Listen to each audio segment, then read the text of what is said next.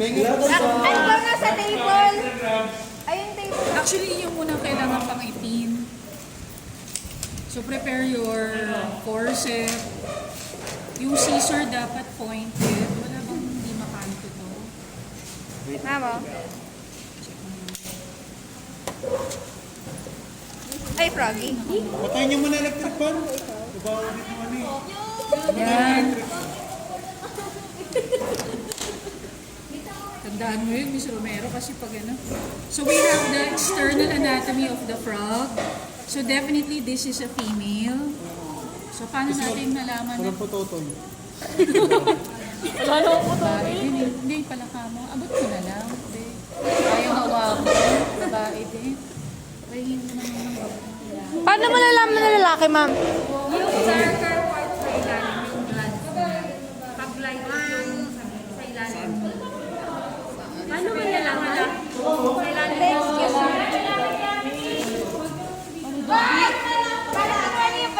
Okay, so first, identify the gender of your frog, no? So, ang pinaka parang indicator is the hyperpigmentation in the lower jaw. Ito, pag meron kayo nakitang, ayan, yung dark folds dito, this is a male. Pag smooth siya, walang, ano, gano'n, no? That's a female. Okay? Yung pototoy na. Hindi, wala talaga silang external genitalia. The testes and the ovaries are all inside.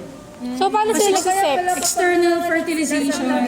Hindi ba? No, they do have nakapatong. So, ang plexus. Tapos, nagkakaroon ng... lalabas lang yung sperm and egg on the water. Doon na sila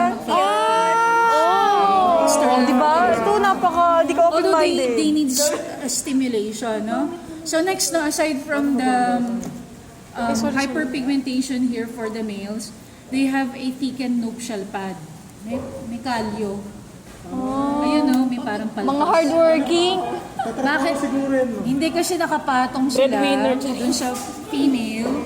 Tapos, ginagamit yung nuptial pad for embrace.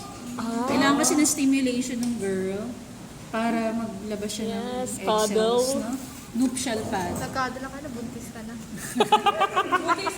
What if graduate? Nuptial pad and hyperpigmentation. So, alam na, no, kung girl or boy, no? Yung So, frog syempre, yung boy. nakita mo sa body size. Huwag mong ipaparin, baka Boy magkaroon talaga ka is ng abo. muscular, right? So, let's have the parts na.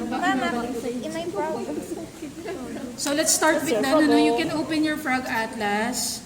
So, the body of the frog is divided to three pala, sorry. The head, the trunk, and then you have the limbs. Okay? So, examine muna yung head, no, before you skin it, no? The head is made up of the triangular corner here called the snout.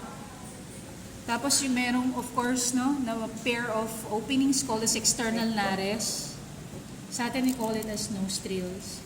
Pero sa kanila, it's called external nares. Okay? Kita ba yung openings? No? External openings called nares. So next one, of course, no, you have the nares is continuous to the nasal, which has the Parang galit olfactory siya. capsule. You know what's the olfactory capsule? Sense of smell.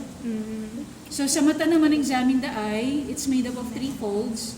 The upper eyelid, the lower eyelid, and the third eyelid. Parang di ba may, ayan, the third eyelid. Ay, may lumabas na juice. So upper eyelid, lower eyelid na manipis na doon. And then the third one, it's called the nictitating membrane. Meron pa sa likod. They have three eyelids. So para may, di ba para may sapot or ano? Parang So white. upper eyelid, tapos ito maliit, lower eyelid, and then this one, the third eyelid is the nictitating membrane. Okay, ma'am. Okay? Compared sa atin, upper and lower lang. No? Kanila may shield Kasi pa. nga, they swim di ba, sa water. So next naman na, they have the brow spot here. Ayan, may butas, no? In the frontoparietal, the brow spot. No? The brow spot is like comparative to the third. Ito, ma'am? Ito, yan. Third eye. Brown spot. Ayan yung dot. Oo, yung Brown dot, oo. spot. Parang Brow spot. brow. Third eye. Okay, so the next one on the head. Bakit may third eye sila? Ayan, wala silang auricle, no? So, hindi katulad ng ear natin, di ba? We have a fleshy lobe. Eardrum agad sila. The eardrum is called as, Miss Romero, tympanic membrane or tympanum. Bakit Tympanic ganun, ma'am? membrane. Ito, ayun na, eardrum agad sila. Tympanic oo. membrane or yung bilog, no? Bilog yun, no? Kita mo. Or tympanum. Mabibingi agad yan. Hindi naman, kasi naman, water naman. Pag gano'n mo yung eardrum nila, mabibigay sila. So next na, walang fleshy auricle. So the forearm is divided into three, called as the manus. The manus is also known as the hand. Of course, you have the digits, no? Ilan ang digits? Apat. Apat na pair sa atin, no?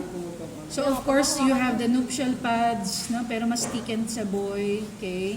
Then you have the web. And then you have the metacarpus. Alam ni metacarpus? Yung palad. Okay, palm. Sa atin, palm ang tawag. We have the carpus. What's carpus? The wrist. Your wrist. Okay. Antebrachium. Forearm. And then brachium.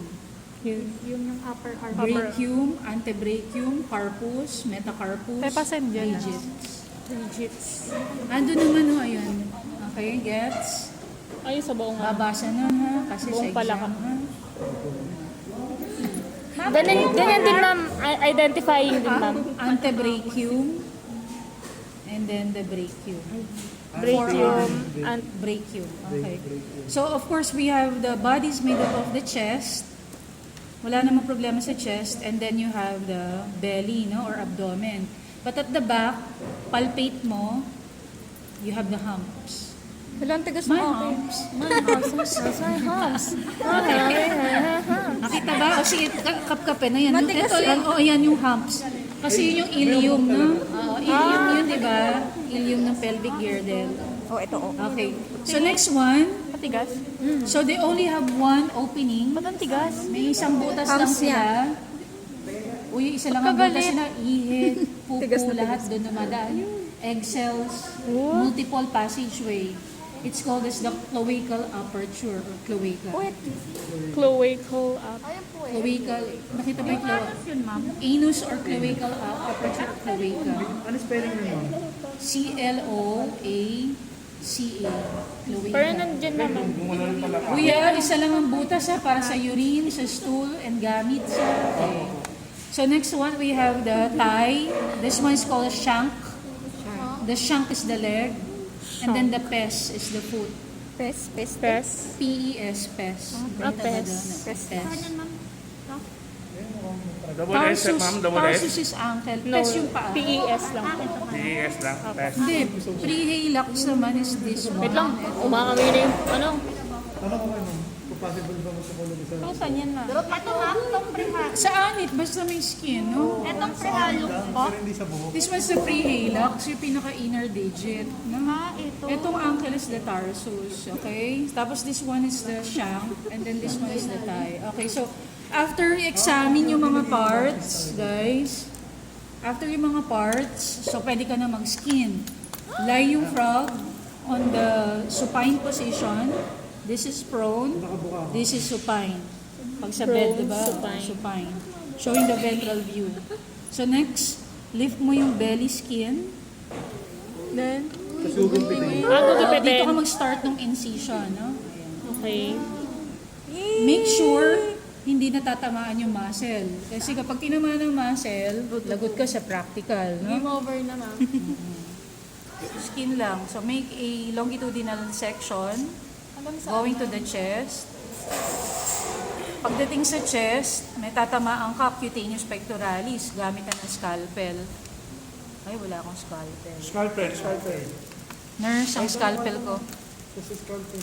Kaso yung scalpel yata, hindi matalim. Bread knife. Pampalaman ang ka. Pampalangan sa mga palaka. Hawakan naman natin, nurse, magalaw siya. Kaya na po ka ate badet mo. So, papunta na lang sa lower jaw para mabilis. Hindi, okay na to. Loose naman siya, di ba? Hindi po na talagang pag may Dito ka lang may tatamaan guys sa chest. Kasi may nakadikit na yung cutaneous pectoralis dun sa Kay Lara chest. yan, yung parang ano yun. Hindi, ano to sa mga abs eh. Nasa abs. Buti nga sila eh, no? Skin na yung frog. Feeling ko, scalpel na ah.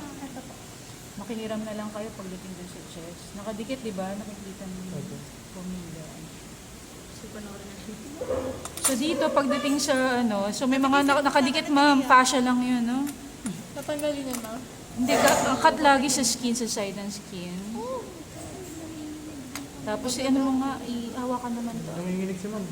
Hindi kasi wala kasing ano, naka-float eh, no? Ayaw hawakan. Bea, bea. Hawakan mo naman. Ma'am, baka daw kasi ito yung gumalaw pa eh. Pin na lang kayo. Siyempre kailangan support. Ayun. Parang jacket lang. Wrap yung akin. Sorry. So yung sa Yung sa kanya din, ma'am, may ganyan din. sa may side ng belly, iikot mo lang, no? Alam mo, madilim. So, kailangan wala talagang tamaan. Oh, after niya pwede na yung namin i-adobo yan. Guys, may forma na Support yung arm. So pagka ano dito, pagka-cut,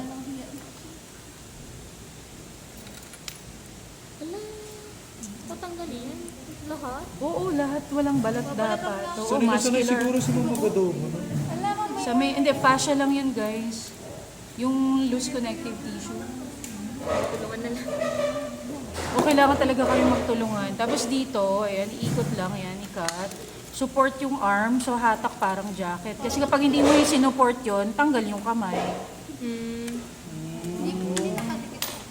Ayan. Wow. oh, yay, nakapapad na. Tapos ito may mga konti, di scalpel nyo na lang, yan, ganunin nyo na lang. Mamo Pukututin lang pairing kung mapunit namin yung skin, basta yung muscle intact, no? Okay. So dito naman, Kamay mo, Dana. Sorry. mag-away pa yung dalawa sa ano. So sa legs naman, pakita natin yung sa legs. Ang dapat ingatan yung gracilis minor. Walang totoo to eh. Dito yung sa may inner thigh. Kumbaga, ma'am, literal na Cut babalatan yung, namin oo. siya. Kasi ikot din sa dorsal view. Ano yung Spider-Man? Wala ka mo gumalaw. Fascia cut lagi sa skin. Ayan yung puti.